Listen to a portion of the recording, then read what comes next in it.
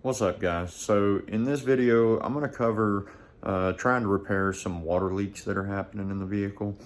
I don't know if any of you know, but the back passenger side door of my car was actually wrecked when I bought the car, and it looks like it's misadjusted. The window's not sitting correctly in the opening of the car frame, and the door seam's not lining up with the body line. And it's leaking air and water. Every time it rains real hard, I get water in the backside passenger floorboard. So what I'm gonna show you will work on all 4 of your doors. I've done this adjustment before. The only thing that is not included in this video is showing where to put the shims if you need to shim it. So the bolts on the inside edge of the door and the door striker side of the door, that's where your shims would go. It's very difficult to get to, but that's what shifts your window to the front of the car or the back of the car, and then tilting it is done by the bolts. So hopefully this will help anybody that's having water leak issues or air leak issues. It was driving me nuts going down the interstate, and I could hear air coming in through that back window. Kept checking my sunroof, checking all my windows, and that was the only door that was making noise. Readjusted the window and the door, and now things quiet as could be. Keeps the car a little bit warmer because now I don't have all that air escaping, and when it rains I'm not going to get water built up in the floors. So hope this helps anybody that's trying to fix a water leak in their car. I'm also going to cover some of the other common leak areas on the car. Just do a brief walk around of where those other leaks are. I'm not going to get into them because my car's not leaking from the common leak points, but I will cover where they are and what you need to do to clean them out or to seal them up.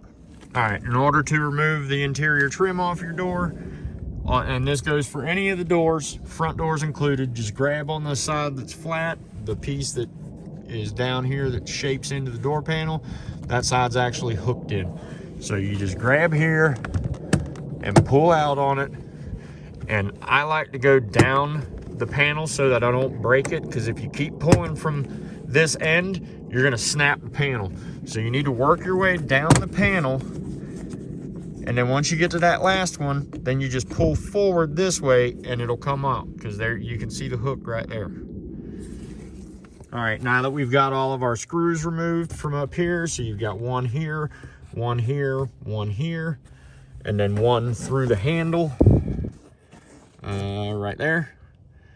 Once you have those removed, then you can just pull on the handle right here and pull the whole panel off, and then pick up on it, because there's a lip up here. So you just pull out on this corner and pick up on the panel, and then it comes off.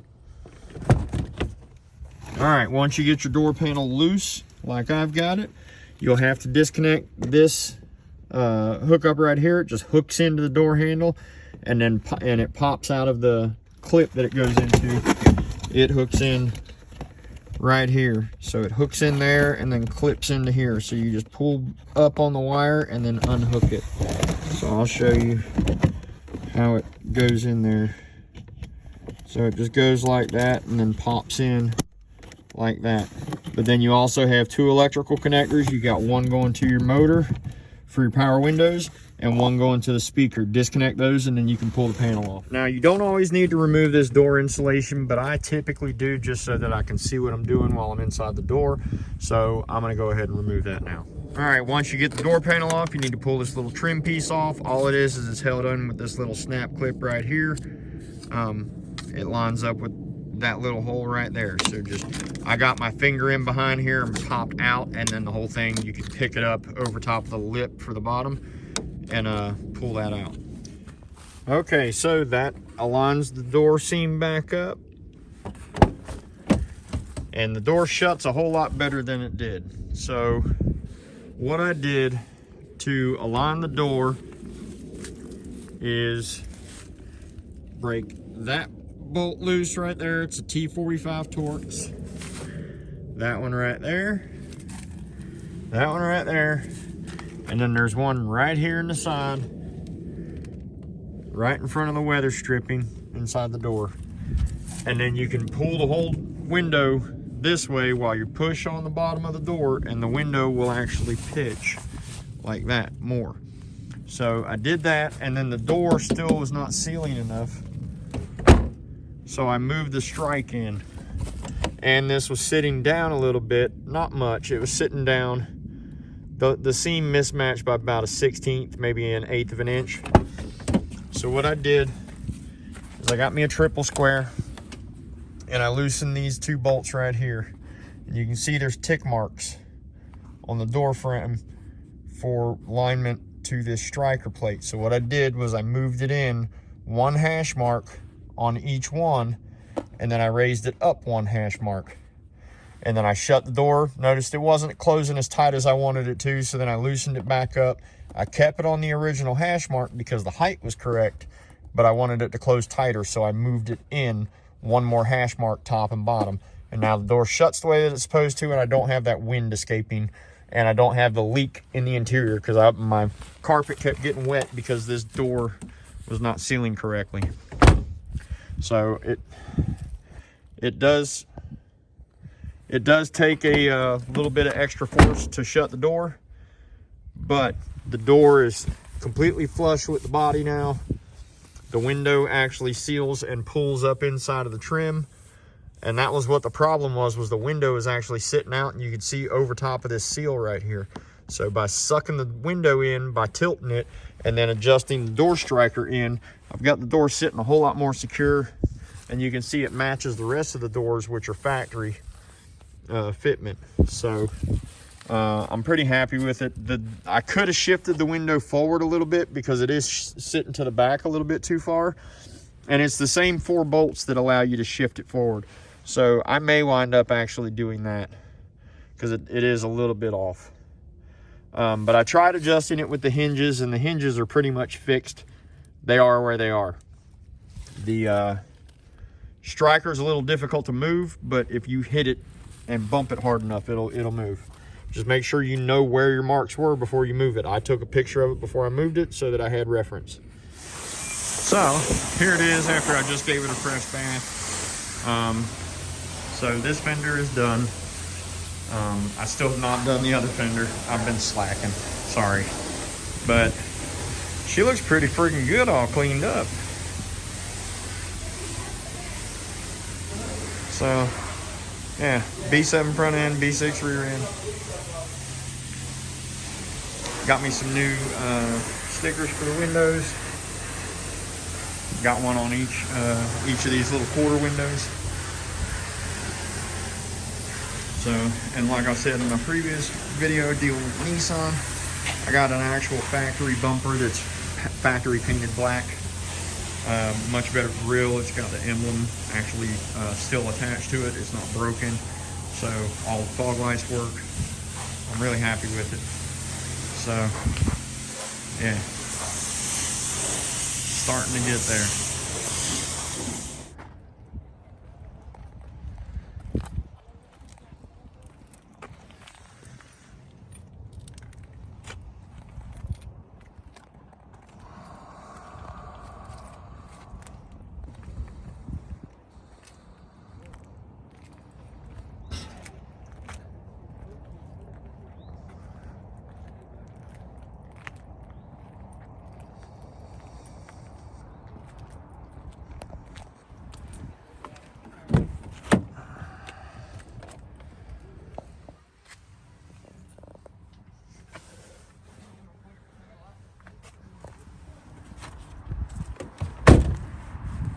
All right, so other common places for these things to leak are underneath this air, the cabin air filter box.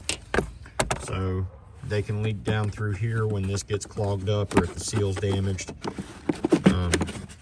It's not a very tight seal, and if it gets damaged in any way, it can leak pretty bad, and that looks dirty as hell, so I'm gonna have to replace that. But need to make sure that this stays clean because there's a drain right there to drain it down into the bottom underneath the battery. Now there's drains located in this pan, in this bottom pan underneath the battery. There's one here and one over here underneath the brake booster. I don't know if you'll be able to see it, but it's underneath the brake booster, and then the other one's under here underneath the battery. Those get clogged a lot, and then it causes standing water in here. and it'll backfill into the car. And then you also, a lot of these ECU boxes leak because people break this back bolt because they don't know how to get to it, or shit gets built up around the outside of the box and it causes water to build up over top of it because it can't drain down into the bottom pan. So sometimes you'll have to pull this ECU box, pull the connectors and the computer out of here, and actually unbolt the box itself and clean everything, reseal it. Sometimes I've actually, in previous cars, I've had to put silicone around it to get it to seal properly. And then if this box is broken, you will absolutely have to replace it if that corner's broken, because it's going to keep leaking no matter what you do. And if this fills up with water, it can cause your fans to run all the time. It can cause all kinds of weird issues because it'll soak the relays that are over here on the side of the ECU. It can also damage your ECU if it gets enough water in it. But those are the most common leaking areas other than the sunroof. Now, if you have a sunroof, you've got 4 drains on it. You got 1 in each corner.